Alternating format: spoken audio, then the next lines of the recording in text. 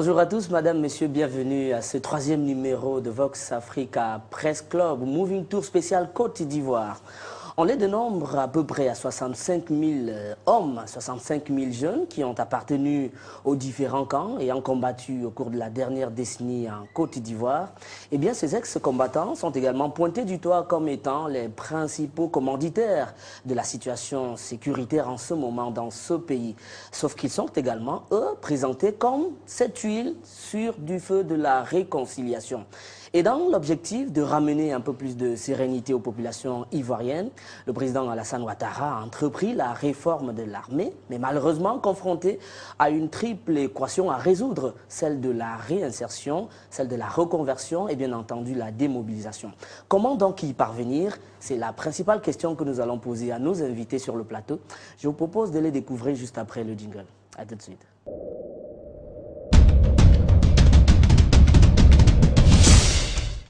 Quatre donc sur ce plateau de Vox Africa Press Club. Le premier d'entre eux, Laurent n'a pas d'importance, rassurez-vous, c'est M. Aristide Kenda. Bonjour Aristide. Bonjour Paulin et Akwaba en Côte d'Ivoire. Merci, bienvenue. Vous êtes le directeur de publication de Les As du continent, donc un mensuel qui a combien de temps maintenant? Date de création depuis 10 ans. Depuis 10 ans, mais mensuel depuis 5 ans seulement. Ben, nous avons voulu présenter l'Afrique qui gagne, les As du continent, c'est pour ça qu'on appelle ça comme ça. Et l'As de ce mois d'avril-mai, si vous voulez, eh bien, Ahmed Bakayoko, vous parlez d'une forme de secret story. Pourquoi? Secret story parce que justement, je m'étais rendu compte, parce que c'est mon ancien patron, j'ai travaillé quand même de nombreuses années avec lui, puisque c'est lui le fondateur du quotidien Le Patriote, où j'ai été journaliste. Et je me suis rendu compte que les gens ne savaient pas exactement qui c'est, donc j'ai voulu raconter son histoire parce que j'estime que c'est un as du continent. Ah d'accord. Il nous intéressera à vous, lui aussi, parce que la question de la sécurité touche au ministère de l'Intérieur, qui est justement sa charge, voilà, de l'Intérieur. Et puis, pour terminer la présentation avec vous, vous êtes également auteur de l'Afrique des prédateurs, donc que notre structure édite, parce que c'est édité Les par As du continent. Les As du continent. C'est simplement une histoire romancée. C'est un étudiant qui part de l'université Congo-Ça de Bois République pour aller en aventure, parce qu'à l'université, il n'y trouvait plus son compte. Il faut juste inviter les lecteurs à le lire à partir de janvier. À partir de janvier, peut-être, pourquoi pas, dans d'autres espaces de Vox Africa, vous savez, on s'intéresse un peu plus aussi à la culture et la culture livresque. À côté de vous, il y a Ibrahim Brou de BBC. Bonjour Paulin. Bonjour, bienvenue. Merci. Et comment vous allez à BBC? Vous dites que vous êtes... je suis journaliste assistant pour la BBC, au service anglais. Voilà, je travaille avec Thomasine Ford, la chef reporter. Je pense que la sécurité est un sujet très important pour nous aussi, parce que la presse a besoin de calme pour travailler.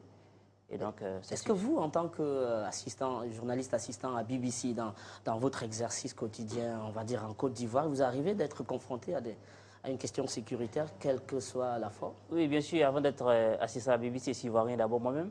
Donc, ça, c'est courant souvent, parce que les braquages, les vols, même si ce n'est pas directement moi-même, mais au moins des voisins, des personnes qui ont été braquées plusieurs fois. Voilà, j'en ai été témoin. Et au niveau de la presse, je n'ai pas encore eu de menaces ou bien quoi que ce soit, ni ma patronne aussi. D'accord. Alors, il y a un expert parmi nous aujourd'hui, c'est vrai que c'est un club de la presse, mais expert, anciennement journaliste lui aussi, Claude Saï Soumaoro, bonjour. Bonjour Paulin. Bienvenue. Merci de m'inviter sur le plateau. Je n'ai pas voulu mentir en disant ancien journaliste, enfin, on l'a appris dans les coulisses. Non, mais aussi ancien directeur général de HEC. Oui, c'est intéressant parce qu'un homme a plusieurs vies. J'ai été professeur de lettres modernes, j'ai été journaliste, je suis diplomate de formation et puis consultant à des occasions comme celle que vous m'offrez pour partager avec beaucoup d'humilité certains savoirs, certaines connaissances et puis apporter de l'éclairage sur certains points d'actualité, comme celui que nous ferons tout à l'heure. Alors, est-ce que vous pouvez nous dire pourquoi vous semblez intéressé par la question sécuritaire? C'est vrai que vous êtes, j'ai envie de dire, multicasquette, mais pourquoi elle vous intéresse, la sécurité? Maintenant, tout progrès social, tout développement ne peut se faire sans sécurité. C'est impossible. Et pour les États fragiles comme ceux que nous avons en Afrique, la question sécuritaire est au centre de tout processus de développement. Et tout à l'heure, dans votre introduction, vous avez bien parlé de la jeunesse. Je fais toujours un rapprochement entre jeunesse et sécurité, ou si vous voulez, jeunesse et insécurité. Donc partir à la base des questions sociales, partir à la base des questions d'emploi, partir à la base des questions financières pour expliquer et justifier certaines situations d'insécurité que nous vivons dans nos jeunes États africains. Donc la question sécuritaire est au centre de tous les débats que nous devons avoir. C'est la raison pour laquelle elle m'intéresse. Bienvenue, Monsieur Soumaoro. Alors, le dernier en liste, c'est bien Bamba Mafumbe. Bamba, bonjour. Bonjour, Paulin. Bienvenue. Bienvenue. Merci. Alors, vous travaillez pour le quotidien Le Temps, donc l'édition de ce jour de décembre est déjà en kiosque. Je rappelle que l'émission est enregistrée. Alors, avec une qui revient carrément sur l'ancien président, et avec, vous le dites, les révélations de l'ancien président sénégalais aussi, qui pense que la France l'a induit en erreur. Ben, c'est son droit de le dire. Et on sait que quand même Abdoulaye Wade, ancien président du Sénégal, a été par moments très impliqué, peut-être dans les différentes médiations en Côte d'Ivoire, peut-être contre ou pour certains camps, comme le diraient certains. Et aujourd'hui, si Abdoulaye Wade, qu'on beaucoup considèrent comme un centre de la France-Afrique, le dit, c'est qu'il y a péril en la demeure, mais il n'est jamais trop tard de reconnaître qu'on s'est trompé. Voilà. Alors, Bamba, pour sortir avec vous, enfin, et peut-être engagé avec le sujet bientôt, vous êtes lauréat de pas mal de prix quand même. Vous en parlez, c'est vrai. Aux Ebony, je parle sous le couvert de mon confrère Aristide Kenda, avec qui nous avons fait l'aventure du quotidien Le Libéral, qui était quand même le porte-voix du RDA à l'époque, les gens ne le savent pas trop, que nous avons été acteurs aussi là-bas. Et aujourd'hui, le temps a plutôt changé de camp. Le temps n'a pas changé de camp. C'est lui qui a changé de camp. Je suis tout d'abord un professionnel de la communication, je suis journaliste. Et maintenant, le temps est bleu, c'est-à-dire de l'opposition. Non, le temps est bleu. Je suis, c'est vrai, nous sommes aujourd'hui proches de l'opposition. D'accord.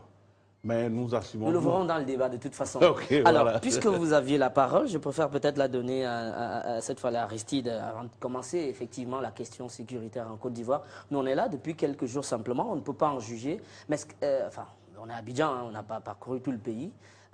Est-ce que la situation est préoccupante sur le plan sécuritaire en ce moment dans le pays? Oui, pas forcément sur le périmètre d'Abidjan, mais dans le pays, il y a la question des coupeurs de route. Vous savez, la dernière tournée du président dans le Bouaké, il a dit à nouveau, il a même lancé l'opération Terré, parce que ceux qui voyagent sont toujours, pour la plupart, victimes des coupeurs de route. C'est cette question-là qui préoccupe en ce moment. Il y a quelques attaques aussi qu'on enregistre ça et là, et jusque-là, on ne sait pas exactement ce qui se passe. On se rappelle que récemment, le ministre auprès du président de la République chargé de la Défense est allé dans une région de la Côte d'Ivoire, dans une ville de la Côte d'Ivoire, leur dit que s'il ne faisait pas attention, je crois que c'était à Beauville. À Beauville, leur dit qu'il courait le risque d'être mis en quarantaine parce qu'on ne comprenait pas ce qui se passait. Donc il y a quelques attaques comme ça, mais à Abidjan, la sécurité a quand même été améliorée. Alors, Ebrin, quelle est la forme de ces attaques? Est-ce simplement, on va dire, des formes de braquage, de banditisme simple, ou alors c'est des actes de brigandage, j'ai envie de dire, armés, que subissent les populations? Bon, il est évident qu'à ce niveau, l'insécurité est à deux niveaux. Voilà.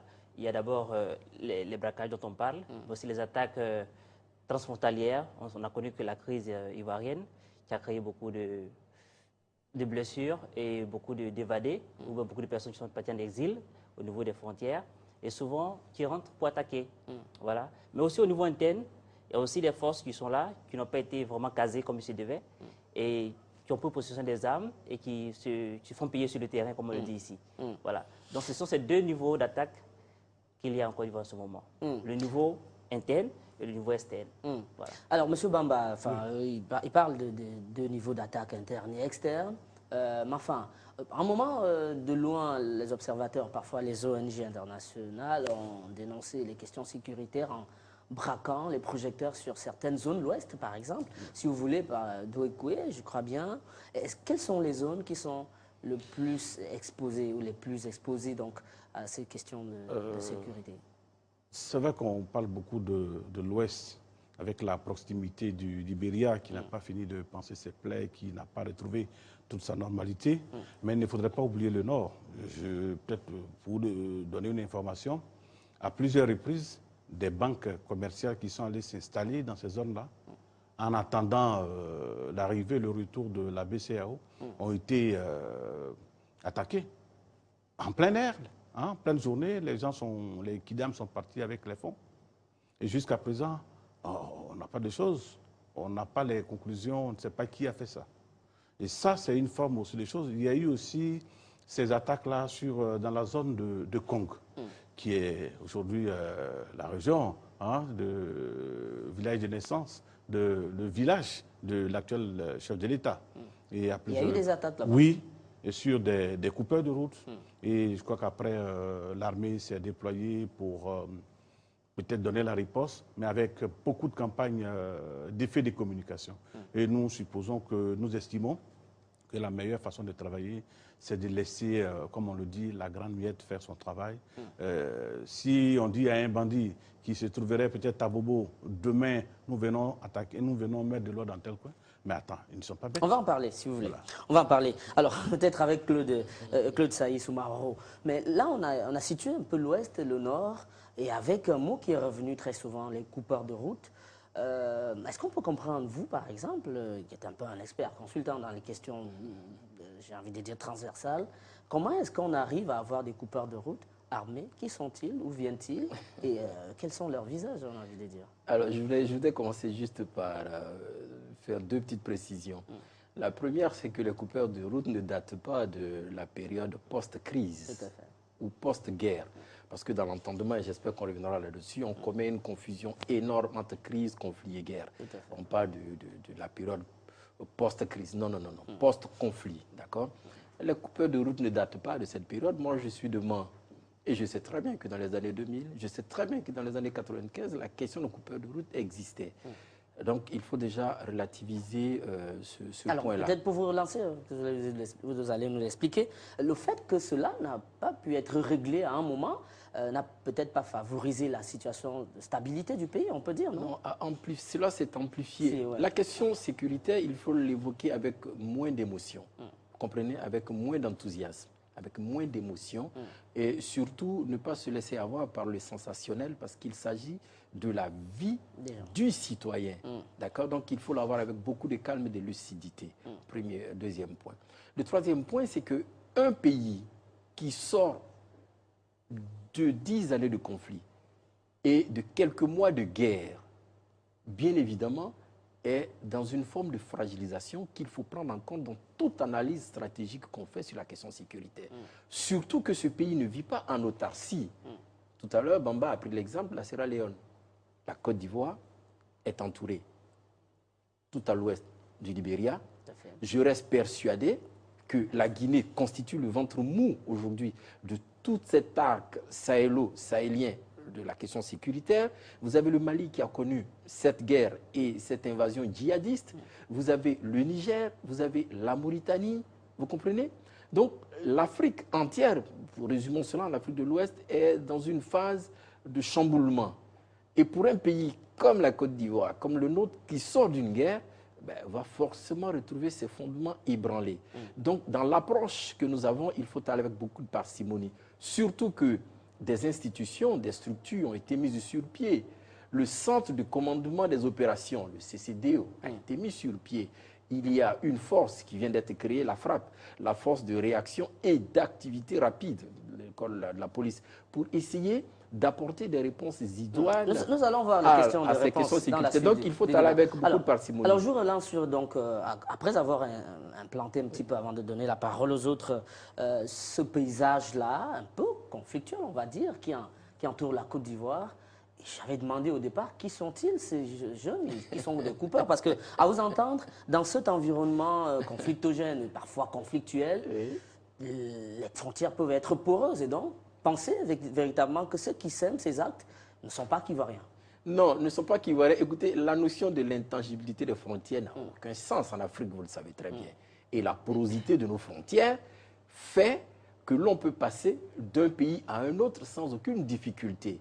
Et lorsque ces pays-là, comme les nôtres, sont environnés d'États eux-mêmes qui ont subi quelques agressions, surtout d'agressions terroristes, vous comprenez que les fondements ne sont pas très solides, premier point. Le deuxième point, c'est que la libre circulation des biens et des personnes qui caractérise les différents pays de l'espace, la CEDEAO, qui est heureusement effective dans l'espace de la CEDEAO. La CEDEAO fait qu'on ne peut pas tout de suite dire que la population criminelle est forcément nationale. Elle peut être transnationale. Mais cela n'est pas le problème. Cela repose la question de l'occupation de la jeunesse. Cela repose la notion de la responsabilité de la jeunesse dans le développement et le progrès social d'un pays.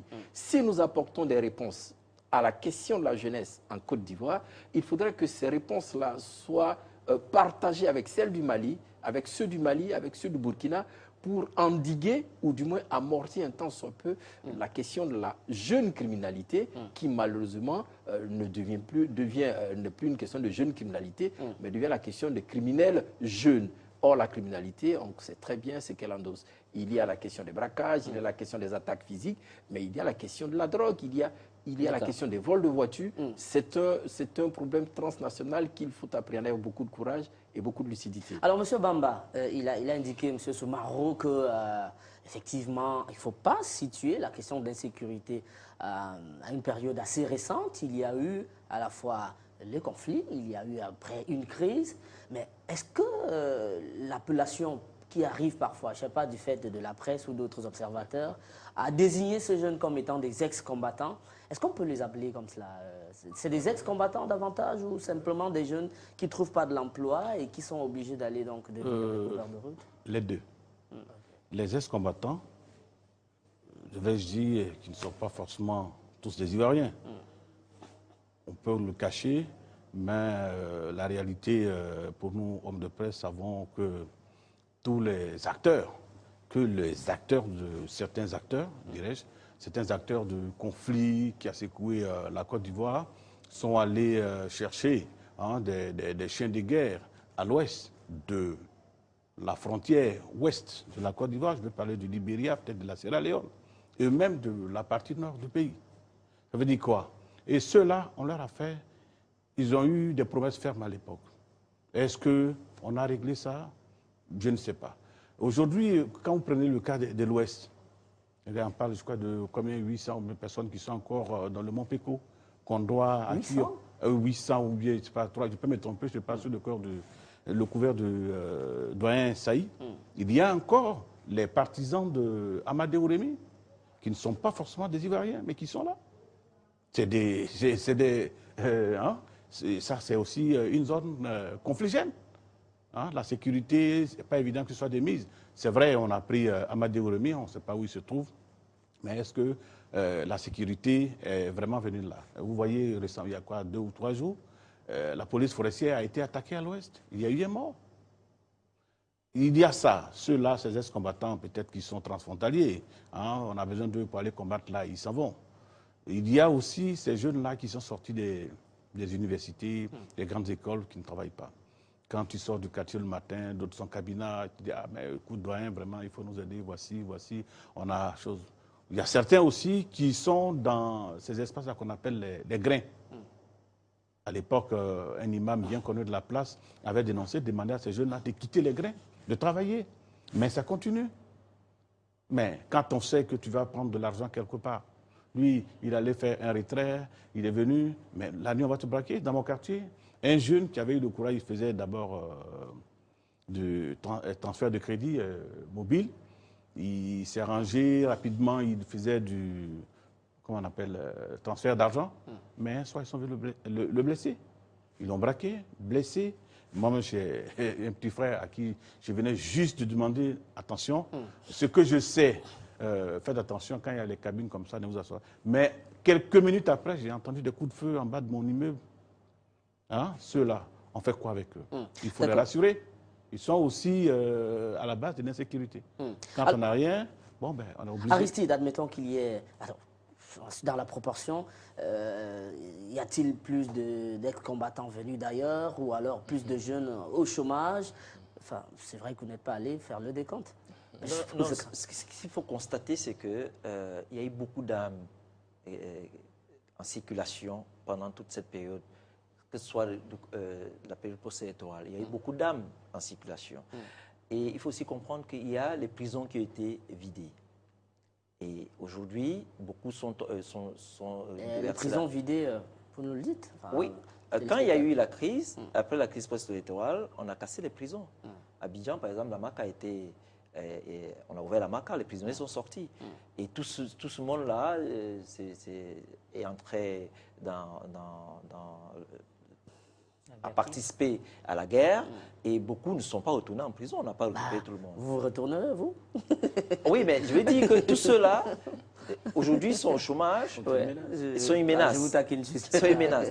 Et alors, ce qu'on constate, et effectivement, Claude Sailly a eu raison de dire que la question des coupeurs de route, c'est bien avant que ça existe. Mais ce qu'on constate, c'est simplement qu'aujourd'hui, il y a plus de coupeurs de route. Le phénomène s'est accentué. Et il y a eu beaucoup d'armes. Il y a beaucoup d'armes qui circulent. Et ça fait que les gens ne sont pas en sécurité. Il a pris beaucoup d'exemples tout à l'heure. Donc, ce que je veux dire, c'est qu'on ne peut pas forcément identifier qui sont... Parce qu'on n'a pas encore mené une étude là-dessus. Mais on sait quand même que, comparativement aux précédentes années, aujourd'hui, la menace est plus grande. Elle est plus grande. Et le chiffre avancé, il est... Enfin, on a vu, ça y est, là, écrit 65 000, mais enfin... Là, on parle des ex-combattants. Ah, d'accord. Simplement. Seulement les ex-combattants. C'est les ex-combattants à démobiliser et à réinsérer. Alors, Ibrahim, dans la question est aussi de savoir s'ils sont aussi nombreux. Ils sont peut-être parfois un peu plus armés ou pas? Enfin, je ne sais pas, parce que s'ils attaquent, il vient de dire qu'ils ont attaqué la police forestière, je crois bien. Oui, dans l'Ouest. À l'Ouest, ils sont parfois suffisamment armés, les ex-combattants. Bien sûr. Comprenez que de ma position de journaliste ou bien assistant de presse internationale, il y a des commentaires qu'ils peuvent faire, mais il faut dire que ceux qui attaquent, effectivement, se font confiance. On a vu le camp d'Akwedo qui a été attaqué avec, en tout cas, un armement très lourd.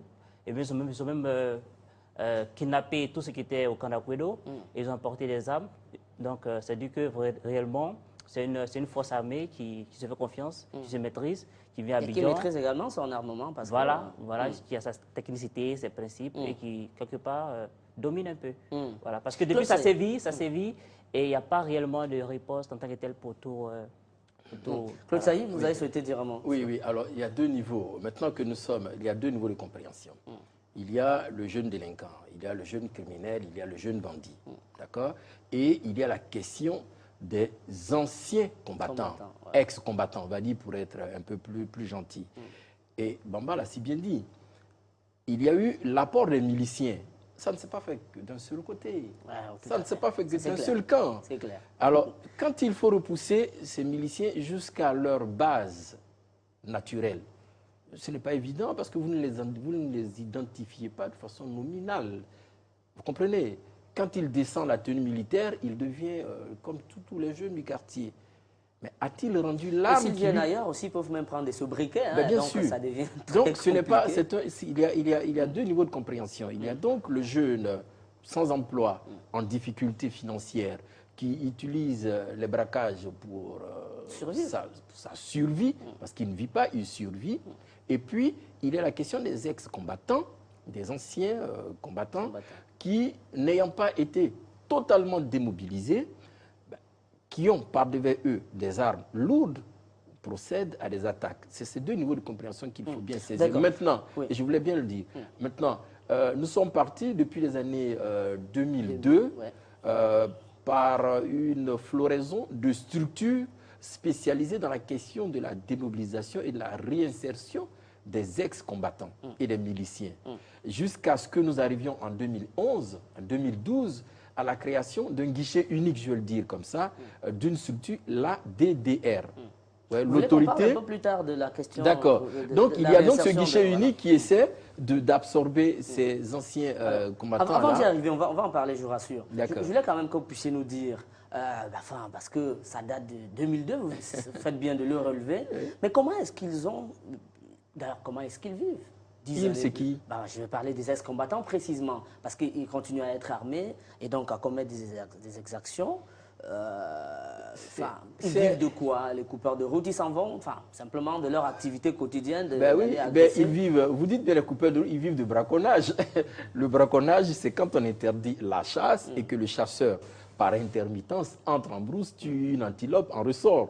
Donc le coupeur de route, on dit bien un coupeur de route, la route existe, elle est pérenne, et le coupeur arrive par intermittence, arrête, braque quelques véhicules, ou des passagers, ou des innocentes personnes, se paye sur la bête et retourne en brousse. C'est un braconnier, d'accord? Donc comment ils vivent, c'est un peu de cela qu'ils vivent. Mais maintenant, il y a la question des armes, M. Soumaoro. S'ils peuvent vivre du braconnage, il y a qu'ils sont quand même, je ne veux pas dire, je ne suis pas expert des questions d'armement, mais parfois un peu plus armés que ceux qui sont face à eux. D'où vient cet armement? Mais non, l'armement est celui qui a été gardé par de vrais combattants. Il ne l'a pas rendu, c'est la raison pour laquelle... les munitions doivent finir, non? Bien sûr, comment s'en procurer? Alors là, c'est un autre problème. Moi, je l'observe sous l'angle analytique, purement. Vous comprenez? Après le conflit, après la guerre en Libye, vous avez vu que beaucoup de ces combattants qui étaient allés d'un peu partout apporter leur soutien à l'armée de Kadhafi, ces combattants se sont évaporés dans la nature, on a jeté le djellaba, on s'est rasé la barbe et on devient comme tout le monde. Alors qu'au-dessous du boubou, on a l'arme. Comment vous la contrôlez? Comment vous la maîtrisez? On devient donc membre d'une kitab et on est tout de suite terroriste. Je souhaite que dans notre pays, on n'en arrive pas là et que justement la question du désarmement, de la démobilisation, mais de la réinsertion soit prise avec beaucoup de sérieux. C'est ce qui est en train d'être fait. Et c'est ce point que j'évoquais tout à l'heure. Donc, ils agissent comme des braconniers et c'est de cela qu'ils vivent. Et il faut arriver tout de suite à éradiquer cette pandémie, ce fléau, parce que le progrès de ce pays, le développement de ce pays et de la sous-région en dépendent. D'accord. Alors, Aristide Kengba, c'est clair qu'ils n'ont pas tous été réintégrés. D'ailleurs, devraient-ils tous l'être? Parce qu'en fait, ils ne pouvaient pas être tous réintégrés. Déjà, d'abord, ils n'ont pas suffisamment, souvent, une formation militaire. Mais il y a aussi un autre problème pour l'un, c'est que on parle de 65 000 ex-combattants. Mais en réalité, ils ne sont pas 65 000. Pourquoi? Parce que lorsque la guerre éclate, je peux dire ça comme ça, il y a des gens qui viennent comme des volontaires. Des gens qui viennent prêter main forte pour une cause qu'ils veulent défendre. Mais après la guerre, je crois que le ministre de l'Intérieur, le ministre d'État, a dit « Retournez dans vos différents services où vous étiez avant ». Il y en a qui n'ont pas voulu retourner. Il y en a même qui n'ont même pas... Attends, quels peuvent être ces services? Parce qu'en fait... oui, c'est ce qui s'est passé, moi je vous rapporte. Oui, alors moi je pose la question pour comprendre. Alors je vous dis... Alors je vous explique clairement. Après le deuxième tour des élections, il y a eu une bataille pour la conservation du pouvoir ou bien pour arriver au pouvoir. Tel camp disait j'ai gagné, l'autre camp disait que j'ai gagné. Alors, à un moment donné, il s'est agi d'aller à l'offensive militaire pour dégager le président Gbagbo. Mais pendant les combats, il y a des gens qui sont chauffeurs de taxis communaux qui ont déposé leur véhicule pour prendre les armes pour aller combattre. Dans un camp ou dans un autre? Oui, dans un camp ou dans un autre. Et ceux-là, à la fin des combats, quand il y a eu la chute du président Gbagbo, le ministre de l'Intérieur a demandé à tous ceux-là, on vous remercie, vous êtes venus nous soutenir, mais retournez dans vos différentes fonctions que vous avez avant. Il y en avait... Peut-être ont-ils pris goût, parce que... il y en avait même qui n'étaient pas... Il y a ceux même qui ont porté des treillis, qui ne sont même pas allés au combat. Ça veut dire qu'il y avait un tel cafouillage. D'accord. Monsieur Soumaoro, vous voulez dire un mot? Oui, justement. Alors, le problème qu'il évoque repose la question du reprofilage de ces ex-combattants. Il y a eu plusieurs tentatives depuis 2002 de la réinsertion, d'abord du reprofilage de ces ex-combattants-là. On vous appelle, on fait un recensement et on vous remet un kit d'installation.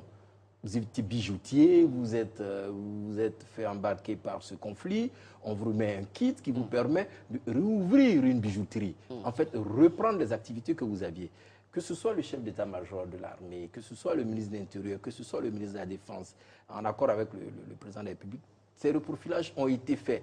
Mais la difficulté, et c'est à ce niveau, c'est ce qui me faisait sourire tout à l'heure, vous savez, dans toute tragédie, il y a une note d'humour. Et c'est ce qu'il me dit, c'est ce qu'il disait qui m'a fait sourire. Parce que imaginez-vous le petit bijoutier qui se faisait passer capitaine au quartier. Ah ouais. Vous comprenez? Par le hasard de la Providence, il s'est acquis un treillis. Et il se fait appeler capitaine au quartier. Il n'a aucun niveau. Il n'a aucune possibilité, c'est-à-dire qu'il ne remplit aucun critère qui permet à l'État de Côte d'Ivoire de procéder à une réinsertion sociale de celui-là. La seule chose qu'on puisse lui faire, c'est de lui permettre de reprendre l'activité qu'il faisait. Mais il y a certains parmi eux qui ont du mal à enlever le treillis, vous comprenez? Au quartier, il s'est fait appeler capitaine. Il a du mal, le capitaine, à retourner au quartier et reprendre la bijouterie qu'il tenait. C'est difficile. La difficulté vient aussi de ceux qui arrivent de l'extérieur, qui étaient miliciens dans tel quartier. Leur identification pose un réel problème parce que pour se faire identifier, il faut se présenter. Alors, mais seulement, est-ce qu'ils le savent, M. Bamba Mafumbe, que s'ils avaient déposé leur volant de leur véhicule, leur voiture, leur taxi ou alors leur bijouterie, c'était un acte, j'imagine, bien citoyen. On n'est pas allé les chercher. Hein. Et donc, si on leur demande de retourner aujourd'hui, peut-être que c'est une question de bon sens, mais enfin. Le journaliste que je suis voudrais vous faire des révélations. Peut-être que si j'ai dit que j'ai l'habitude de prendre le taxi, compteur, bon, c'est à me repérer. Mais c'est le véhicule que j'utilise le plus comme moyen de déplacement. Mais quand tu demandes à ce chauffeur, chef, l'argent là, on nous donne ça quand? On nous a promis des millions. Jusqu'à présent, on ne voit rien. Ben vous lui Ça veut dire demandez quoi? comme ça. Comment vous savez déjà qu'il Non, était, souvent, attends, le chauffeur de taxi, compteur Abidjan, ont l'oreille très fine. Ça, Ah, d'accord. oui.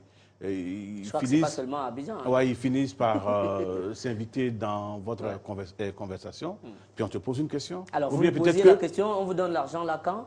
Non, c'est pas moi. Ah, moi, si, en quelqu'un parlant, et qu'ils se rendent compte, les visages sont connus. Moi, mon visage, on me connaît. Même si je garde la barbe par moment, comme je l'ai enlevé ce matin. Mais on finit par me reconnaître. Chef, on dirait, je vous connais à la télé, non? Oui. Souvent, je dis, on est deux. J'étais à Bobo. Voilà. Ils disent, mais on ne comprend pas. On nous a fait des promesses. Des gens, des politiciens, il ne faudrait pas se le cacher. C'est connu de tout le monde. On fait des promesses à des cousins, à des petits frères, à des miliciens qu'on est allé chercher quelque part. On arrive. Quand on va gagner le pouvoir, on va vous donner de l'argent. Il y a des gens qui disent, bon, moi j'attends ça pour faire mon petit commerce, j'attends ça pour faire ça. Si ça ne vient pas, qu'est-ce qu'ils font? Qu'est-ce qu'ils font? Si ça tarde, qu'est-ce qu'on fait? Celui-là, il fait quoi? Pour Claude? Oui, aller dans le même sens que Saï. Mais il y a une expression à la mode ici, tout le monde se faisait appeler les FRC, là. Commandant. Dans le quartier, le gars, il se fait appeler commandant, mais tu es peut-être avec ta petite camarade ou bien avec un femme. Mais tu le vois, vous vous connaissez par le passé. Il a fait peut-être la terminale avec vous, mais tu ne peux pas l'approcher. Celui-là, il devient quoi? Si demain, on lui dit qu'il faut laisser tout, il faut retourner, tu viens déposer ton arme, peut-être on va te donner 200 000, 300 000. Je pense que, comme il a dit M. Saï, il faut aborder le problème. Soit, je peux dire désarmement, puisque jusqu'à présent, le doyen qui est peut-être plus au fait que moi en matière peut-être de sécurité, ça n'a pas eu lieu. On va l'aborder. Mais voilà. Brun, vous avez souhaité dire... Je voudrais dire que les petits métiers dont on parle, c'est vrai qu'ils peuvent se plaindre souvent, mais ils ont regagné leur métier. Ils sont répartis chez eux. Ils refont leur vie. Vous comprenez? Ce dont on parle, c'est les désœuvrés. Ceux qui persistent à rester dans l'armée, c'est les désœuvrés. C'est ceux qui n'ont rien à faire, qui veulent y rester. Mais encore plus loin, le problème de la Côte d'Ivoire au niveau de son armée, ça ne date pas d'aujourd'hui. Depuis le coup d'État de 1999, où le président Bédia a été évincé du pouvoir. Et cette armée n'a pas été vraiment une armée uniforme. C'était une armée de clans, d'ethnie. Donc, avec une armée d'ethnie et de clans, il est évident qu'on aura ce résultat-là. Même après la crise encore. C'est vrai qu'on mettra tout sur le dos de la crise, mais en réalité, c'est parce que l'armée en elle-même est divisée.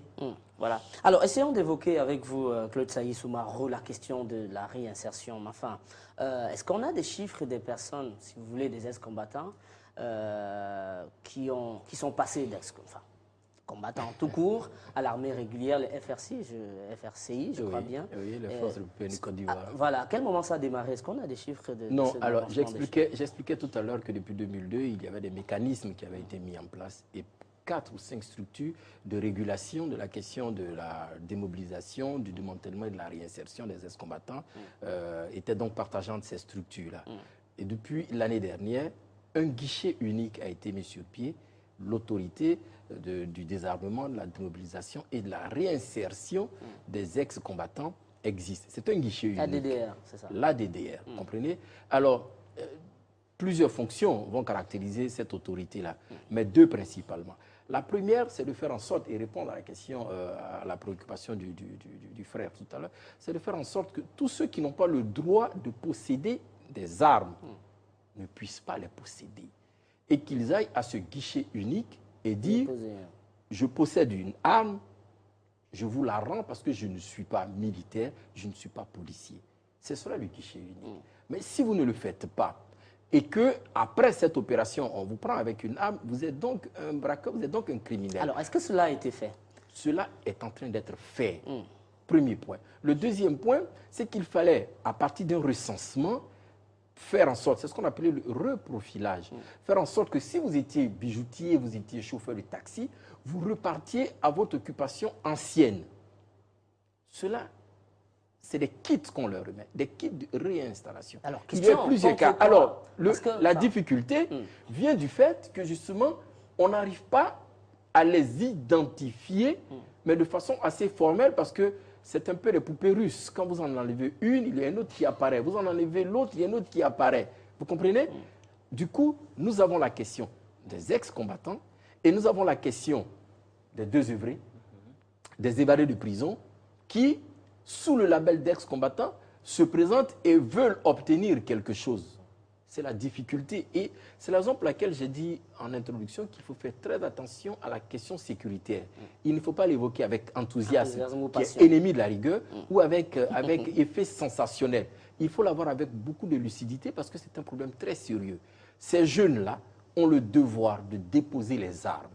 Vous me dites, est-ce qu'il y a des statistiques ou des chiffres qui sont donnés? Au niveau de la police, après le reprofilage, après les tests, ceux qui répondaient aux critères d'intégration de la police ont été pris. Ceux qui ne répondaient pas ont été appelés vers d'autres corps paramilitaires. Ces critères, par exemple. Les critères, c'était un niveau minimum d'instruction. Ça, c'est pour la police. Pour la police. Et pareil pour la douane. Vous n'allez pas mener une enquête si vous ne savez pas écrire votre propre nom. Non, c'est une injure. Nous parlons de la République de Côte d'Ivoire. Nous parlons d'un État. Ok? Nous ne parlons pas d'un village où, à la limite, on appelle le cousin pour établir un acte de naissance rapidement où on donne un nom. Non, on parle de la République de Côte d'Ivoire. Et ces critères qui répondent aux normes internationales avec l'appui de l'ONUCI, c'est-à-dire la présence de l'ONU en Côte d'Ivoire, ce travail a été fait. Ceux qui ne répondaient pas à ces normes républicaines de forces d'armée ont été balancés dans les forces paramilitaires, comme la douane, comme le génie civil, vous comprenez, comme la protection civile. Mais sauf que, peut-être pour donner la possibilité aux autres de parler aussi, sauf que ils ont été intégrés ça et là, insérés ça et là. Il y en a toujours, il y a toujours des actes de... de mécontentement. Peut-être, oui, de mécontentement, et donc qui font que l'insécurité ne soit pas totalement éradiquée à ce jour, Aristide. Alors, je voulais dire avant qu'il nous permettez. Alors, quand on a fini tout ceci, il faut voir le contexte international. C'est la crise économique. On ne peut pas. Voilà. C'est la crise économique. Voyez tous ces États occidentaux qui ont du mal à donner de l'emploi. Qui plus est, pays africains en difficulté, sortis de guerre. Mais quand on n'est même pas capable de donner de l'emploi à tous ces jeunes qui ont fait des parcours brillants à l'université, l'État est en train de créer des structures pour leur donner ces emplois. Vous rajoutez la dimension des ex-combattants, pour la plupart sans niveau. Je parle de ceux qui n'ont pas été retenus. Donc il y a un choix à faire et souvent les choix sont douloureux puisque ces choix répondent d'un calendrier et ça pose un réel problème et les mécontentements se font entendre. Mais le plus important, c'est de faire en sorte qu'ils viennent rendre les armes pour ne pas se faire buter au détour, bien sûr, d'un braquage. Alors, Aristide. Il faut dire, Paulin, moi j'ai vécu la crise post-électorale en direct. Moi j'habitais juste en face du 22e arrondissement, le commissariat du 22e, et qui a été pris sous mes yeux. J'ai aussi, de par ma formation, mon métier, j'observe beaucoup et j'écoute beaucoup. Donc quand il y a eu la cessation des hostilités, moi je suis allé régulièrement rester auprès de ces jeunes-là qui étaient en treillis. Et pour la plupart, certains ne s'exprimaient pas en français, certains s'exprimaient en anglais et tout ça. avec le temps, Et la Côte d'Ivoire, la première langue c'est le officielle, français. c'est le français. Avec le temps, puisqu'ils attendaient qu'on les intègre, parce qu'ils étaient convaincus que tous allaient être intégrés, avec le temps, tous ont commencé à déposer petit à petit les treillis. Ils occupaient des maisons, les premières maisons ont été libérées, c'est maintenant qu'on libère les dernières maisons. On ne pourra pas satisfaire tout le monde. Parce que, comme a évoqué tout à l'heure Claude Sailly, il y a les questions économiques, et ainsi de suite. Mais reste convaincu, je reste persuadé qu'il n'y a pas 65 000 ex-combattants. Ils sont un peu moins ou plus? Beaucoup moins. Beaucoup moins. Tous ceux que vous voyez qui viennent se faire enrôler, on a eu un même phénomène ici avec les déchets toxiques. Il y a eu le phénomène des déchets toxiques, on a déversé des déchets toxiques à Abidjan, mais quand on a indemnisé la première partie, quand il y a les premiers sous, il y a eu des clubs qui se sont créés pour recruter de nouveaux gars qui estimaient qu'ils étaient intoxiqués. Mais c'était incroyable. C'est ce qui s'est passé aussi avec ces ex-combattants. Tous ne sont pas les ex-combattants, tous n'ont pas pris part au combat. L'erreur... La ruche et l'abeille, en fait. L'erreur qui a été commise, Paulin, c'est que je crois qu'au départ, les gens devaient pouvoir contrôler les fichiers, qui vient auprès de. Mais à un moment donné... Mais ce n'est pas un travail facile, peut-être, Bamba, pour vous retirer la parole. Parce que quand on a suivi les uns et les autres l'évoquer, au moins ceux qui ont été, enfin, je vais dire... reprofilés, si je vais utiliser l'expression, c'est le terme exact. Ils avaient peut-être... Est-ce que les autres avaient même ne serait-ce qu'une carte nationale d'identité ivoirienne? Parce que qu'est-ce qu'on fait de ceux-là? Ils n'ont peut-être pas de carte, de nom, ils parlent une langue qui n'est pas très proche de la Côte d'Ivoire. Après, où est-ce qu'on va les... Oui. Bon, moi je voudrais que je t'en prie. Il faut qu'on soit quand même peut-être véridique à certains points. Hein. Un Libérien qui a participé, par exemple, à la guerre en Côte d'Ivoire, ne va jamais vouloir intégrer l'armée ivoirienne. Voilà, donc dit que quelqu'un parle l'anglais et veut intégrer l'armée ivoirienne, je pense que ça, c'est pas vrai. Mais qu'est-ce qu'ils attendaient alors Ceux qui veulent l'intégrer actuellement, ce sont les pro-Ouattara. C'est-à-dire les combattants pro-Ouattara, ceux qui ont combattu aux côtés des forces républicaines de Côte d'Ivoire, les FSI. Dans cette mare ivoirienne, c'est un pays bloc, comment vous parvenez à savoir qui sont... Enfin, je sais pas. Non, mais il est évident que quelqu'un qui parle anglais aujourd'hui, il n'y a pas un Libérien. Moi, en tout cas, s'il en connaît, qu'il m'indique un Libérien qui veut entrer dans l'armée ivoirienne. Voilà. Sinon, ceux qu'on connaît, qui se réclament FSI, en général, sont les pro-Ouattara qui ont combattu. Voilà. Et c'est eux qui veulent intégrer l'armée. Et bien évidemment, beaucoup n'ont pas de niveau, beaucoup n'ont pas de connaissances. Est-ce que vous confirmez cela, Bamba? C'est-à-dire dans ce reprofilage, parce que j'imagine que c'était des combattants, ex-combattants vraiment, mais là, il vient quand même d'évoquer que c'est des... Je suis mal inquiet. Je suis mal inquiet. Et puis, il y en a aussi au Mali, je crois. Non, je suis mal inquiet. Originaire du nord de la Côte d'Ivoire, tout bas précisément, mais je suis né à Gagnoa. Quand je dis que je vais au village, je vais à la gare à Djamé, je prends un car, je vais à Gagnoa.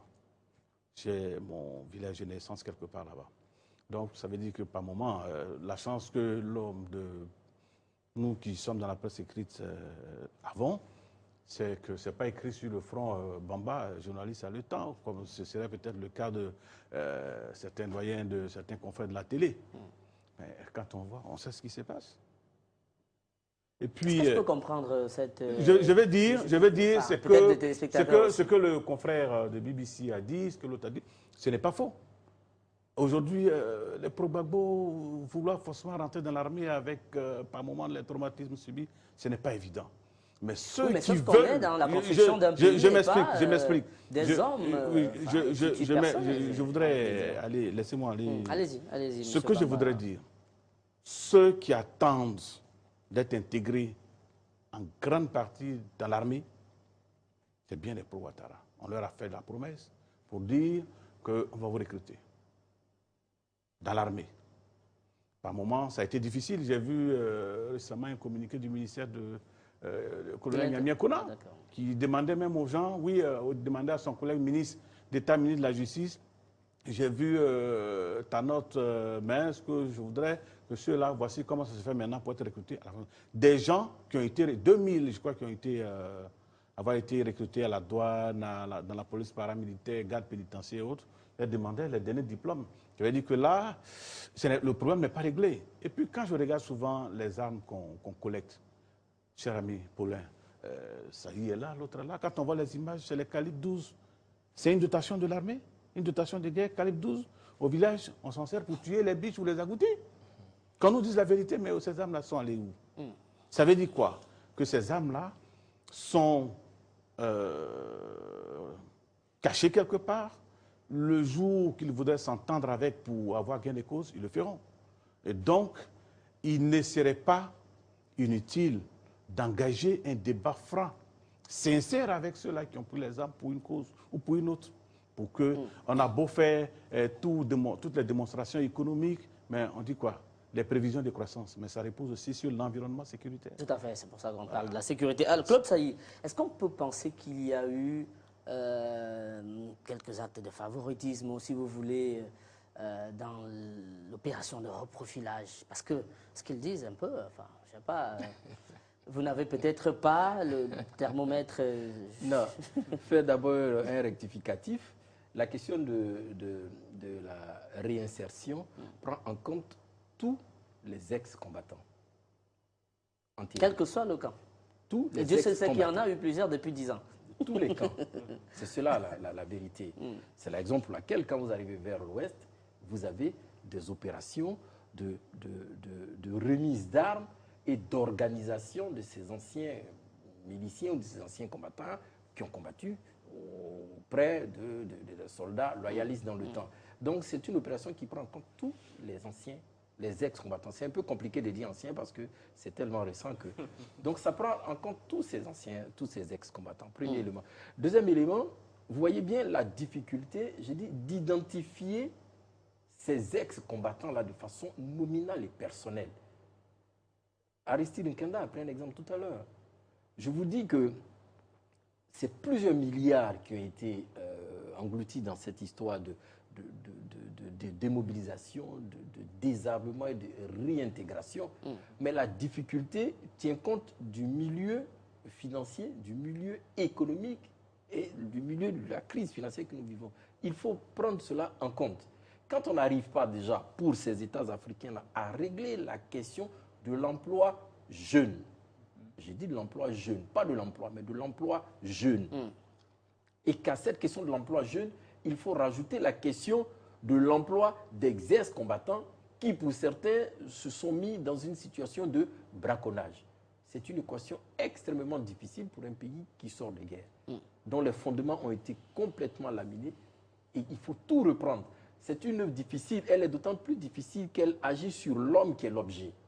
C'est difficile et c'est la raison pour laquelle il y a des hésitations. Mais en réalité, tout cela, je veux dire que ce soit des ex-miliciens ou des ex-combattants, tout cela sont pris en compte. La difficulté vient du fait qu'au départ, il n'y avait pas un reprofilage clair et net. Je ne pouvais pas dire... Il y a certains qui ont rejoint des amis parce que simplement il a appris qu'un tel est dans tel camp, il le rejoint. Ce n'est pas un combattant. Mais la situation de guerre fait que dans l'immédiat et pour le moment, mais nous avons besoin de toi pour régler telle ou telle situation. Mais la gestion après est plus compliquée et c'est celle-là que nous sommes en train de régler. Sinon, mettre de l'argent, les bailleurs de fonds, les partenaires à la Côte d'Ivoire, les partenaires internationaux l'ont fait. Mais la difficulté, c'est l'identification exacte de ces ex-combattants et procéder à leur profilage. Mais vous verrez, plus grave que certains recevront les kits, mais retourneront. Parce que comment vous pouvez identifier qu'il a remis l'arme qu'il faut? Il faut s'attendre donc à un pic des attaques de l'armée régulière face à ces braqueurs-là. Mais je pense que 2 ans, 3 ans de sommation interpellative sont suffisants, pour que ces jeunes-là reviennent dans la République. Sinon, ce serait dommage pour eux. Alors, Aristide Nkenda, la DDR dont il parlait à un moment, Claude Sailly, nous avons retrouvé quelques informations indiquant qu'également, au-delà de ceux qui vont à l'armée, les douanes, la police, il y a d'autres secteurs de la vie civile, par exemple, comme l'artisanat, le transport, la transformation des déchets plastiques et pavés, les travaux de génie civil. Ça aussi, ce travail a commencé également. Et ça a commencé et ça progresse très bien. C'est pour ça qu'on dit que, c'est pour ça qu'il vient de dire que 3 ans d'interpellation, ça suffit parce que à un moment donné, il faut que les gens comprennent qu'on ne peut pas rester éternellement dans cette situation-là. Oui, mais je pose la question parce que est-ce qu'ils sont prêts, ces jeunes, à aller, je ne sais pas, qui dans le transport, qui dans l'artisanat? Ils s'inscrivent. Ils s'inscrivent. Pour ceux qu'on a pu répertorier, ils s'inscrivent, on leur donne des kits à chaque fois. Je crois qu'il y a des vagues qui s'installent au fur et à mesure. C'est pour ça qu'il a dit tout à l'heure, désormais c'est un guichet unique, la DDR. Parce qu'avant, il y avait plusieurs structures qui s'occupaient de ça et ces structures-là, ça ne sortait pas. Alors, Ebrin, Oui. sauf que, il me semble, cette activité ou ce processus de réinsertion, enfin, à travers la DDR, on indique qu'il faut quand même suffisamment d'argent. On parle d'à peu près 90 milliards de francs CFA, dans un contexte pas seulement ivoirien, mais aussi international, assez difficile. Oui, moi je pense que... C'est de l'argent énorme. Oui, donc, l'argent est énorme, c'est vrai, mais il faut... même si ça il va faut permettre créer- quand même d'insérer les jeunes. C'est Ils sont vrai, des jeunes, c'est voilà. utile, la cause est bonne, mais il faut créer un cadre réel pour bien dépenser cet argent. Mais il y a la DDR Parce que les déjà, kits, vous. les kits, quand on Vous donne- estimez qu'il fait mal son travail Non, j'estime Vous pas. parlez de quel cadre maintenant? Je veux dire, il ne faut pas donner l'argent à quelqu'un qui va revenir après encore vous en demander. C'est ce que je veux dire. Parce que tout à l'heure, il a évoqué ce fait qu'il y a des gens Vous qui évoquez une utilisent- question de gouvernance de ces fonds-là. par Oui, mais plutôt de la vigilance. La vigilance, parce que l'individu qui reçoit l'argent ou bien les kits, il est capable de revenir encore. Et ça fait Ah, encore- d'accord, Voilà, je c'est ce que comprends. c'est Pas ce le que je gestionnaire disais. en lui-même. Voilà. Donc, Ok. cette affaire des kits, cette affaire de sommation, je pense que comme M. Saïd l'a dit, il faut stopper cela. Il faut arrêter et maintenant passer à l'offensive. Il faut réellement apporter des solutions concrètes. Il faut développer le renseignement. Il faut faire beaucoup de choses pour pouvoir interpeller ou arrêter ces individus. Parce qu'ils mettent à mal la sécurité du pays, ça effraie, et ça, c'est pas bien pour le pays. Mais comment contrôler cela, M. Bamba Mafumbe, quelqu'un qui revient plusieurs fois, pour relever quand même que la Côte d'Ivoire risque de perdre un peu plus d'argent dans cette opération, certes salutaire, mais comme les personnes, j'ai failli dire, sont moins consciencieuses, ou tout au moins usent de beaucoup de ruses, le pays risque de perdre un peu plus d'argent que les 90 milliards Ce que je voudrais vous qu'il dire, faudrait.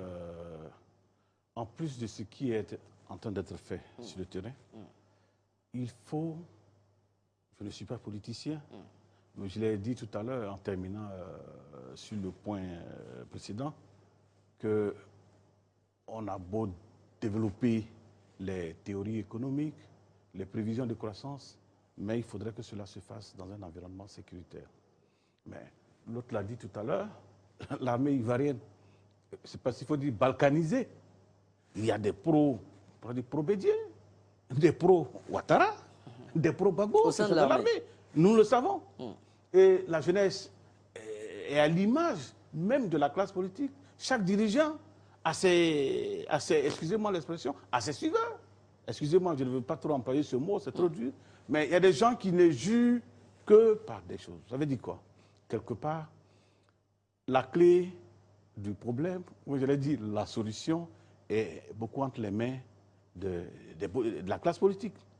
Moi, Mais comment vous faites C'est-à-dire- quand se radicalise au sein de l'armée non, ce que je voulais dire, comprends, non, hein. ce que je voulais dire, il faut, on a annoncé la constitution d'une armée nationale, vraiment à l'image peut-être à l'époque des Fancy.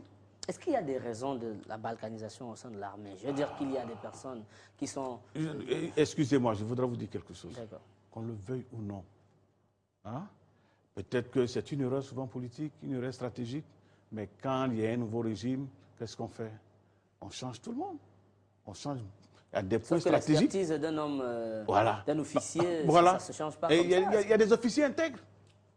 Il y a des officiers intègres qu'on pourrait, excusez-moi, Je vous finir. avoue, c'est très important. Oui, oui, C'est très oui. important, allez-y. Il y a des officiers intègres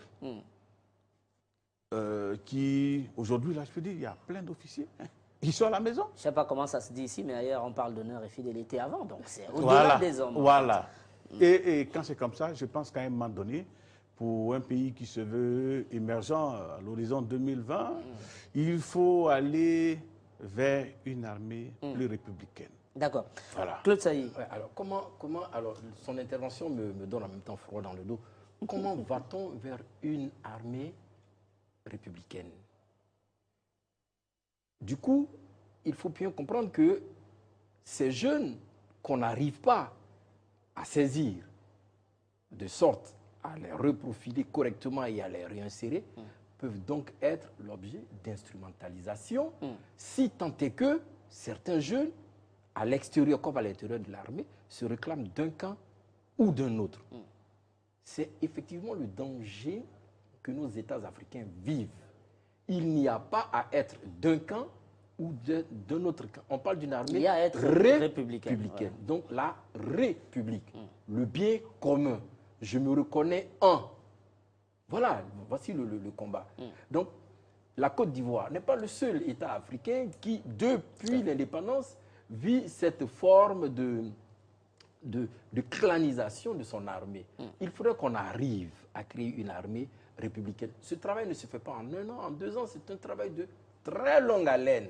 Encore faut-il que chacun de nous, le citoyen, le journaliste, vous savez bien ce qu'on dit de vous les journalistes, violence au bout des fusils, violence au bout de la plume. Et l'instrumentalisation dont on parle est aussi celle du journaliste, très souvent répondant de ce que l'homme politique lui demande de dire. Donc il s'agit de refonder un pays. Il s'agit de faire en sorte que nos micro-États sortent de ce microcosme-là et arrivent à une forme de panafricanisme. Mais pour y arriver, on doit être d'abord à l'étape d'une nation. Comment faire en sorte pour que mon frère Bamba de Touba se sente proche de moi, Saïd de Mans? Comment mon frère Aristide du Cameroun se sente proche de... On crée d'abord une nation. On a une âme collective. Quand on est imbibé de cette âme collective, on va vers la répartition du bien commun. Sinon, on continue de croire qu'à l'intérieur de l'armée, d'un pays comme le nôtre qui sort de guerre, il y a les pro-ceci et les pro-cela. C'est un danger, mais suicidaire pour notre pays. Nous devons arriver à tenir le discours de la République. Et c'est ce discours-là que les autorités tiennent. Moi, je dis que j'ai écouté, j'ai eu un débat avec le ministre d'État, ministre de l'Intérieur, Ahmed Bakayoko, il n'y a pas très longtemps, sur ces questions. Je posais des questions, nous échangions, et j'ai été frappé par l'analyse qu'il faisait, et qui met un peu à mal celle que tu viens de faire, Bamba, excuse-moi. Mais il y a des hauts gradés, mais qui sont de toutes les régions de Côte d'Ivoire. Seulement qu'on ne peut pas faire plaisir à tout le monde en alignant. Parce qu'en politique, on procède à une forme de géopolitique.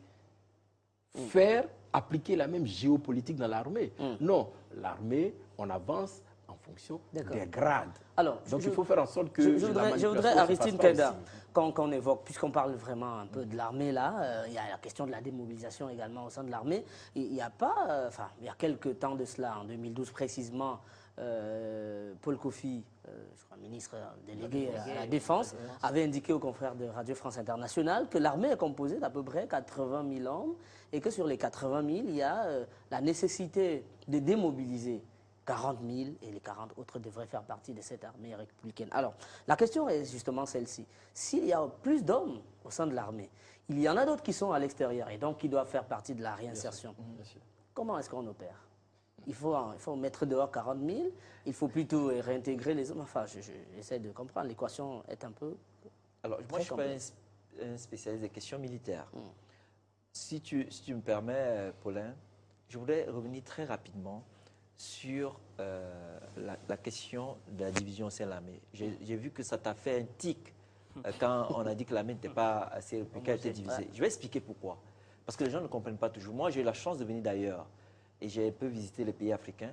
Le problème en Côte d'Ivoire, c'est que après la chute du mur de Berlin et qu'il y a eu donc le retour au multipartisme, les journaux privés, contrairement aux autres pays qui avaient déjà des journaux privés, comme au Cameroun, par exemple, il y avait déjà le Messager et tout ça depuis 1978.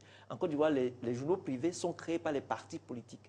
Et c'est pour ça que vous voyez qu'on dirait... C'est ça qu'il y a plusieurs couleurs. Voilà. Le bleu de mon cher Bamba. Alors, la responsabilité, c'est d'abord la responsabilité des journalistes. L'instrumentalisation se fait par qui? Par les journalistes. C'est pour ça qu'il faut, en Côte d'Ivoire, que les gens aillent vers une presse indépendante. Je ne parle pas de la presse indépendante dans son indépendance, dans l'objectivité totale, non. Ni neutre, ni partisan, comme a dit une fois un de nos confrères. Pour revenir maintenant à ta question, je pense qu'au sein de l'armée, à un moment donné, à un certain âge, les gens, surtout pour les soldats de rang, ils doivent quitter l'armée. À partir d'un certain âge, ils doivent quitter l'armée. C'est ce qu'on appelle, l'ancien ministre disait, c'est la loi de programmation militaire. Je crois que c'est ce qu'ils veulent faire pour la Côte d'Ivoire. De sorte, mais je crois qu'il y a une loi qui est tombée, hein, il y a plusieurs militaires qui ne sont pas revenus, qui ont été irradiés, je crois. C'est tombé hier ou avant-hier en Conseil des ministres, parce qu'on avait donné un délai. ils seront obligés, pour la Côte d'Ivoire émergente en 2020, je crois que le ministre ne pourra pas faire autrement que de faire en sorte que Mais d'aller... sauf que ces personnes ne feront pas 40 000 pour être démobilisables. C'est-à-dire qu'il s'agit d'un... Enfin, je ne sais pas, l'âge de la retraite, oui. Mais après, il y a un bon nombre encore qui... Parce qu'en fait, on a dû parler, peut-être que quelqu'un d'autre va pouvoir nous le dire, on a dû parler d'une forme d'armée de réserve, Ebrahim Brou, je ne sais pas. Armée de réserve, je n'en sais pas trop. Mais bon, pourquoi prendre le surplus si on a besoin de juste un chiffre bien déterminé? Voilà, je pense qu'il faut de la vérité. Je crois que mais on c'est ne peut parce pas- qu'ils non, ils En sont... fait, non. voici le c'est problème ça. comme il se présente. Le ministre de la Défense, quand il le disait, posait effectivement la question des ex-combattants Ah, d'accord. qui se prenaient tous pour les soldats. Pour l'armée Il faut régulière, faire une d'accord. purge. Il faut aseptiser l'armée. Ceux qui ont le droit de porter Il faut le fort treillis. quand même aseptiser. Oui, il faut aseptiser, c'est bien cela. Ceux qui ont le droit de porter le treillis, de porter l'arme, restent dans l'armée. Et ceux qui n'en ont pas le droit, comme nous disons, à partir de l'autorité de Démobilisation, mobilisation, de- des armements, de réinsertion, réinsertion, ouais. se dirigent vers ce groupe-là.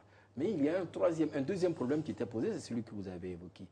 La question des soldats exilés. Il y a des soldats, des officiers de rang, des officiers subalternes qui sont en exil. Il faut faire en sorte que ceux-ci reviennent parce qu'on est mieux chez soi. Donc un ultimatum, non, avant d'arriver à l'ultimatum, une main tendue a été faite.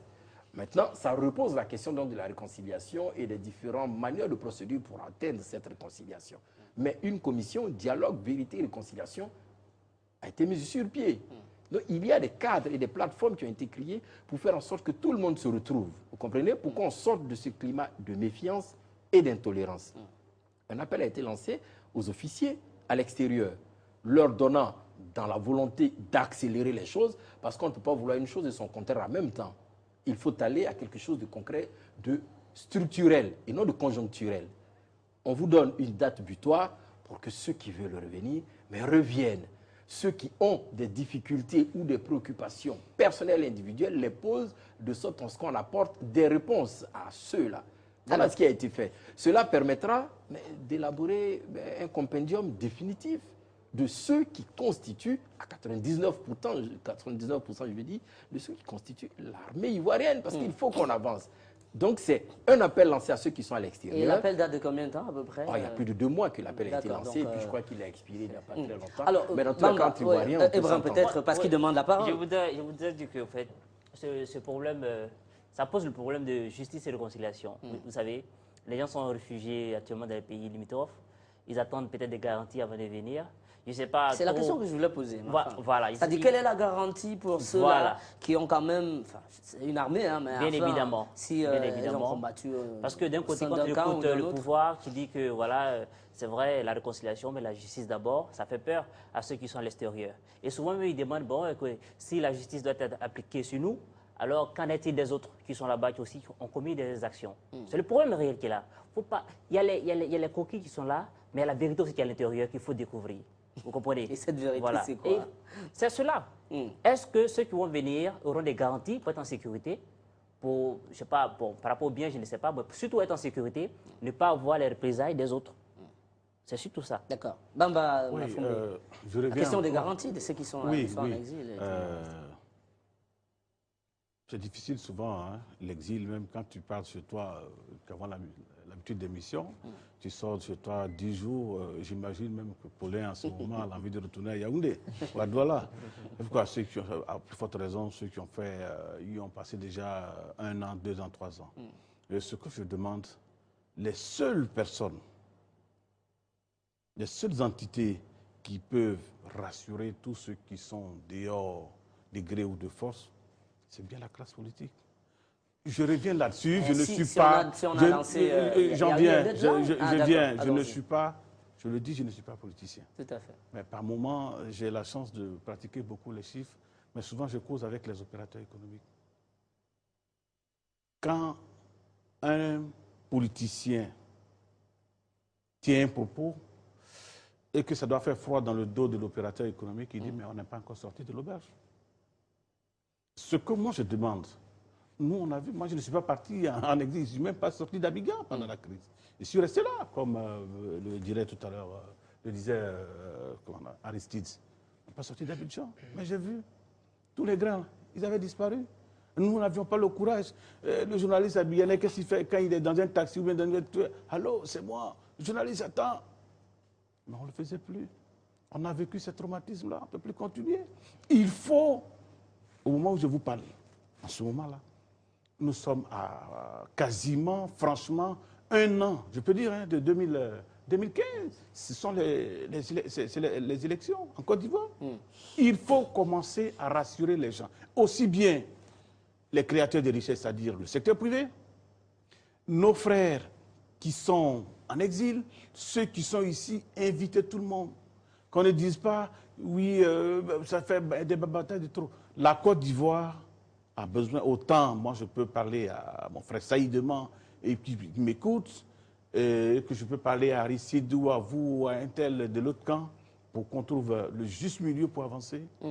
Et cela, je me dis que ça serait mieux. On le fait, on va passer tranquillement la zone. Regardez hier, hein, Koulibaly Mamadou n'est pas n'importe qui en Côte d'Ivoire. Il a été président de l'Assemblée nationale. Vous avez vu ce qu'il a dit? J'ai peur de ce qui arrive en 2015. Avant de revenir à Claude Saïd, Aristide Kenda, je voulais quand même comprendre, parce qu'en fait, on parle des questions, bon, s'il n'y a pas de sécurité, effectivement, le développement n'est pas possible. Mais à un moment aussi, on a lu de loin, je n'ai pas très sûr de pouvoir confirmer, mais enfin, que certains investisseurs français se plaignaient un tout petit peu de la situation sécuritaire et qui ne permettaient donc pas de se déployer de façon en toute quiétude. Et donc, si on parle de retour d'exil, de balkanisation et tout le reste, le pouvoir actuel doit pouvoir avoir un peu plus conscience de ce que ça peut être un frein, la question sécuritaire à son développement et donc à l'émergence projetée pour 2020, c'est cela? 2020, à l'horizon 2020. Alors, c'est ce qu'il disait tout à l'heure, Ibrahim, c'est cette justice à double vitesse. C'est-à-dire que pourquoi est-ce que certains investisseurs sont réticents? Parce qu'il y a quand même une étude qu'on fait sur le terrain. Il y a un sondage qu'on mène sur le terrain. Et il se trouve que sur le terrain, pour la plupart,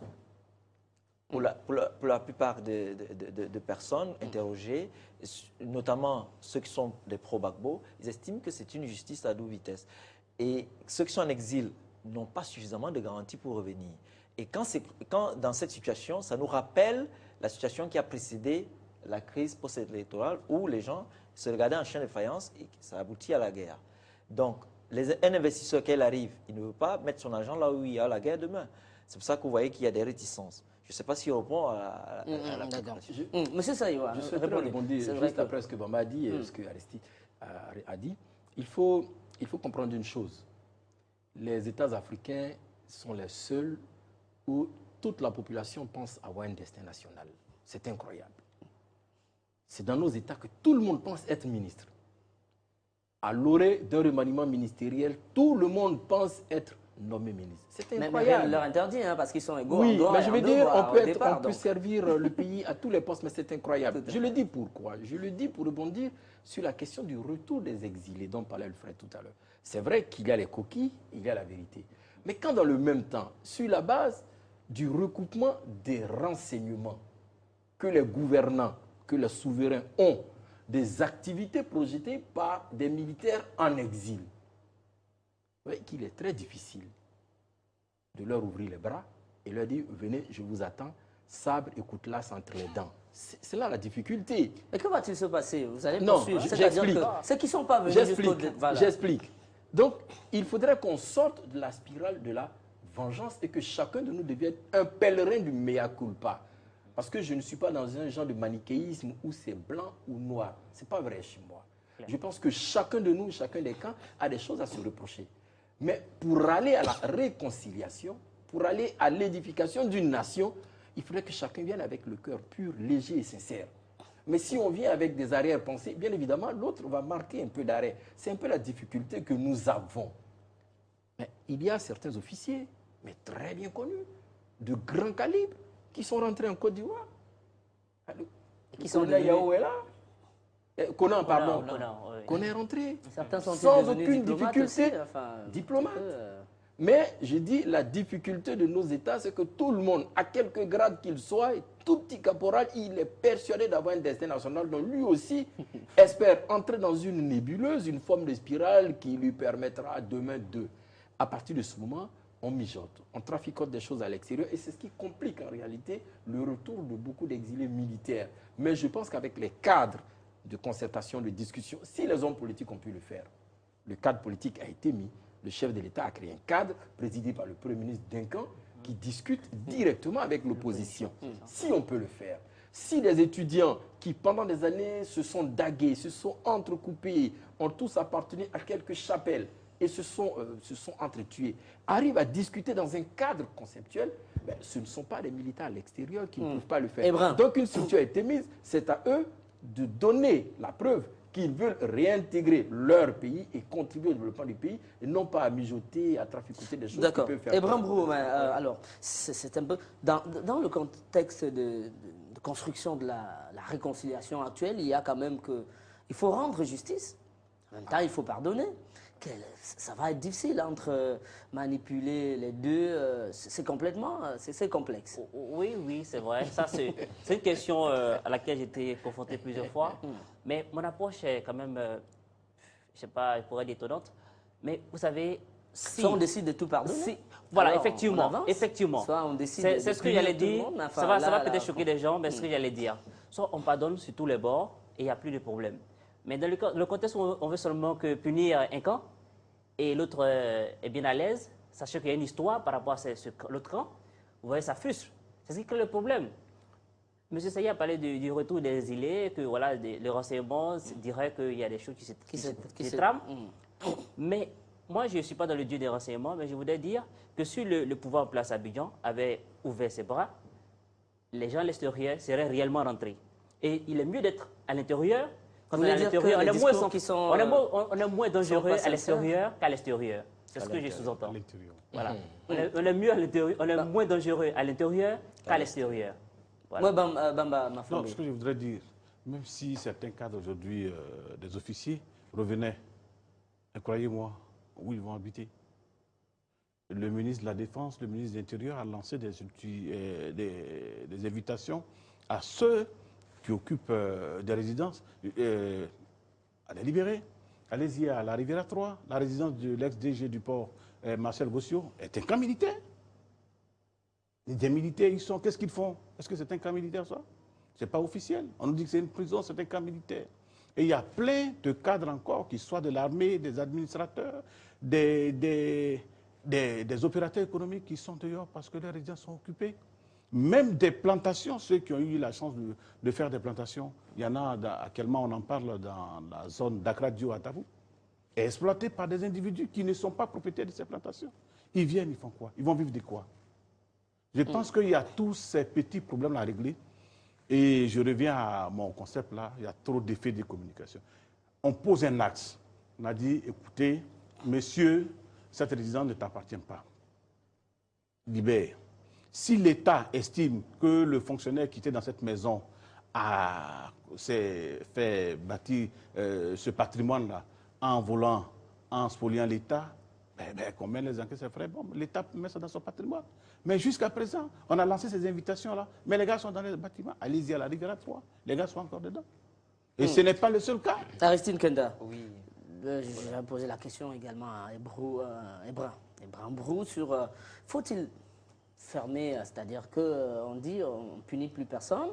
Dieu seul sait si ça va être possible parce qu'après, il y a quand même un certain nombre d'actions qui ont été engagées, y compris à l'international.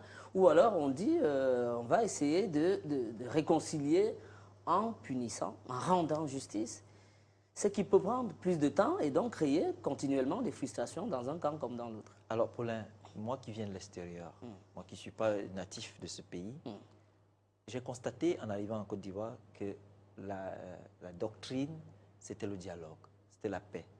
Et après le coup d'État manqué de 2002, qui a abouti à la partition de fait du pays, bien après, le président Gbagbo a pris un décret pour amnistier tous les forces, les FN. Ce qui fait que les rebelles sont même entrés dans le gouvernement. Alors, qu'est-ce que le président Ouattara a dit? Le président Ouattara a dit, allant d'impunité en impunité, le pays risque un jour de sombrer complètement. Alors, il faut quand même qu'il y ait de la justice. Mais comme les Ivoiriens, ça crée une dissonance cognitive dans leur esprit. Parce que les Ivoiriens, ils ne durent pas dans les palabres. Un Ivoirien, vous vous chamaillez tout de suite, bien après, vous allez manger. Donc les Ivoiriens sont un peu habitués à ça, mais le président Ouattara, sa crainte, c'est que si on continue dans ce sens, ça risque un jour d'embraser complètement le pays et on ne pourra plus retrouver la Côte d'Ivoire. Mais les Ivoiriens répondent en disant que nous, en Côte d'Ivoire, nous, on ne reste pas longtemps dans les palabres. Alors donc, il faut laisser ton histoire de justice. Si tu veux donc poursuivre les gens, poursuis aussi bien les gens de ton camp que de l'autre camp. Mais ce qu'on constate, c'est que ceux qui sont poursuivis ne sont que les gens de l'ancien régime du président Gbagbo. Donc ça crée un réel problème dans la société. Donc je pense que ce que moi je suggère, c'est que l'on fasse table rase pour l'instant de la justice. Parce que ce qui est important, c'est qu'il y ait une cohésion sociale. Et que la Côte d'Ivoire se retrouve. Est-ce que vous imaginez, Paulin, que quand l'équipe nationale de Côte d'Ivoire joue, quand c'était sous Gbagbo, il y a des gens qui prient pour que l'équipe nationale de Côte d'Ivoire perde. Parce qu'il ne faut pas que Gbagbo ait une coupe. Quand le président Ouattara est arrivé, ils sont allés jouer la finale. Quand la Côte d'Ivoire a perdu, il y a des gens qui jubilaient, mais pas en public, dans leur chambre. Donc, c'est pas bien. Ça fait quand même référence à pas bien. une publicité entre des supporters. On va sortir à M. Claude Saïd Soumaro sur l'équation à adopter. Enfin, au départ de l'émission, on avait dit 3, mais là, c'est 4. Parce qu'après, il faut finalement savoir comment jouer avec la justice et la réconciliation pour que la Côte d'Ivoire soit debout. Non, tout État de droit, tout État qui veut se respecter par des difficultés du moment pour fortifier ses fondements ou ses fondamentaux. Justice, égalité, fraternité. C'est un peu cela quand tu parles de dialogue. Si nous voulons donner l'exemple, il faut bien qu'à un moment donné de notre histoire, nous puissions juger, sanctionner, quitte aux politiques après, de procéder à une forme d'amnistie ou de grâce présidentielle. C'est pourquoi, tout à l'heure, Bamba parlait de politicien. Je fais toujours la différence, moi, entre le politicien et l'homme politique. Le politicien, c'est celui qui fait la petite bricole au quotidien, à la mort moelleux. L'homme politique, c'est celui qui est animé d'un idéal et qui donne un cap à sa population quand il parle. Un président de la République est un homme politique. Donc, quand le chef de l'État dit qu'il veut tendre la main, mais avec la justice, je pense qu'il s'agit d'aller d'abord à la justice. Mais de donner l'exemple. Qu'est-ce que nous dirons à ceux qui viendront après nous si nous partons d'impunité en impunité? L'amnistie ou la grâce présidentielle, ça peut se prendre à tout moment. Mais encore faut-il qu'on arrive à donner l'exemple d'une société juste. C'est cela qu'il veut faire. C'est un peu difficile, mais il faut bien qu'on passe par quelque part un jour. Ensuite, égalité. C'est vrai qu'il y a beaucoup de logements, c'est vrai qu'il y a beaucoup de véhicules qui n'ont pas encore été rendus. Et il faut, à ce niveau, j'ai même fait une contribution dans un quotidien de la place, demandant que ces formes d'acquisition sociale-là s'accélèrent pour que les bénéficiaires puissent entrer en possession de leurs biens. Mais encore, faut-il qu'au bout de la chaîne, on atteigne la fraternité. Nous sommes d'abord frères, nous sommes d'abord sœurs, avant d'être adversaires pour certains ennemis désignés politiques. Donc, il faut la justice. Et puis, après la justice, l'homme politique viendra apporter la touche politique qui dit « Je suis le père, entre guillemets, garant de la République, je propose ceci ». Mais si vous voulez qu'on parte directement du crime, du méfait à l'amnistie, mais ne nous étonnons pas que dans 2 ans, 3 ans, nous retombions dans ces mêmes travers. Donc oui, nous sommes pressés, comme disait quelqu'un, mais encore faut-il que nous allions tout doucement. Et aller tout doucement, c'est laisser la justice suivre son cours. Il y a eu mort d'homme, c'est-à-dire qu'on a ôté la vie à des personnes. Il y a des personnes qui sont aujourd'hui extropiées à vie. Vous voulez qu'on passe cela à perte et profit? Ce n'est pas possible. Que la justice agisse, ensuite l'égalité suffira et la fraternité. Pour revenir et sortir très rapidement sur un tour de table sur la question de la sécurité, qui était donc la trame de ce programme, c'est vrai, enfin un petit glissement sur la réconciliation, mais enfin tout cela est lié.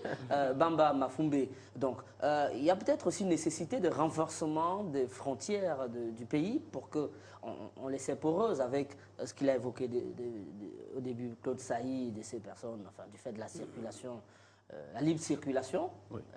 qui n'est pas Je vais vous faire effective ailleurs, oui. J'ai fait chemin avec Aristide Kenda quand lorsque nous étions libéral. À l'époque, mes articles qui m'ont valu d'être nominé aux Ebony en 2002, c'était sur le Nord. Je suis allé vers, comment on appelle, Zego, enfin bien loin après Wangolo. Puis je voyais que ce qui servait de marquage, c'est-à-dire de ligne frontalière, de barrage là, c'était quoi? Des branchages. Que le douanier ou le policier qui était tiré de la main pour laisser passer les véhicules. Et par moment, il y avait une boîte là où souvent nos frères maliens ou burkinabés qui traversaient la frontière venaient faire le marché en Côte d'Ivoire ou vice-versa, déposer des jetons pour passer. J'ai fait le même exercice en allant vers le Ghana, bien en 2002. J'ai rencontré un douanier. Je me suis dit non, je suis étudiant, je suis en train de voir le mouvement des personnes aux frontières. Le monsieur me dit, vraiment moi, je suis là, vous voyez, je n'ai que ma calculette, c'est moi le responsable du poste frontalier ici, nous n'avons pratiquement rien, nous sommes dans le noir. À certaines heures, on ne peut plus travailler. Ça ne date pas d'aujourd'hui. Et quand je suis venu à l'époque, j'ai fait la confidence à un ami qui n'est plus de ce monde malheureusement. Je dis, mais c'est très sérieux.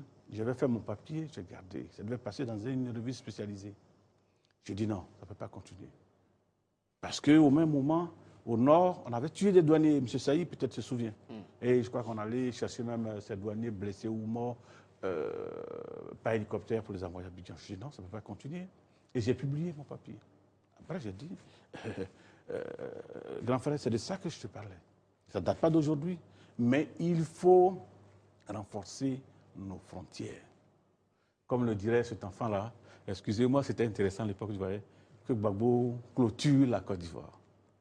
Je ne dis pas de le faire avec la Grande Muraille, mais ça veut dire quoi? Il faut sécuriser. Il faut plus de moyens pour sécuriser les frontières de la Côte d'Ivoire. Voilà. Ouais, sur ce sujet, moi je suis encore plus ouvert parce que les pays limiteurs ne sont pas nos ennemis, vous comprenez?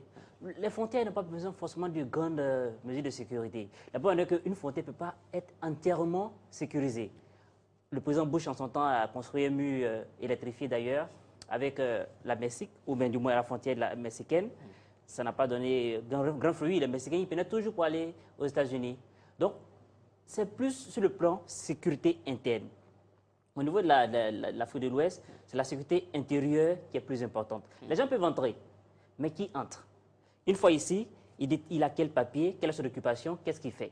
Sinon, chercher à sécuriser les frontières en dotant de ces frontières-là peut-être des bases militaires ou bien c'est pas un habillement vraiment efficace, c'est pas possible. C'est illusoire et puis ça ne pourra rien faire. D'accord. Voilà. Aristide? Alors, dans ce numéro du magazine, il y a Claude qui nous a fait une très bonne contribution. Sur... D'où son sourire alors. Une petite complicité entre vous sur le plateau, on ne savait pas. Alors, poursuivez. Donc cette frontière poreuse et ainsi de suite. Mais je voudrais simplement évoquer quelque chose. En termes de sécurité intérieure, en Afrique de l'Ouest, les frontières n'existent pas, presque. C'est-à-dire quand vous êtes burkinabé, vous vous levez, vous venez à votre Calanté, vous entrez. La preuve, c'est que moi, quand j'entrais en Côte d'Ivoire la première fois, c'était par un car. Et j'étais tellement surpris, j'étais à l'intérieur de la Côte d'Ivoire quand je suis allé dire au chauffeur, mais chauffeur, mais moi, je n'ai pas visé mon passeport. Il dit non, mon fils ici, là, on entre à la carte d'identité. ça peut un peu t'étonner, Paulin, parce qu'en Afrique centrale, encore chez nous, ce n'est pas encore le cas. Ouais. Alors, ici, le problème qu'on a, c'est que le fait que la société soit profondément divisée,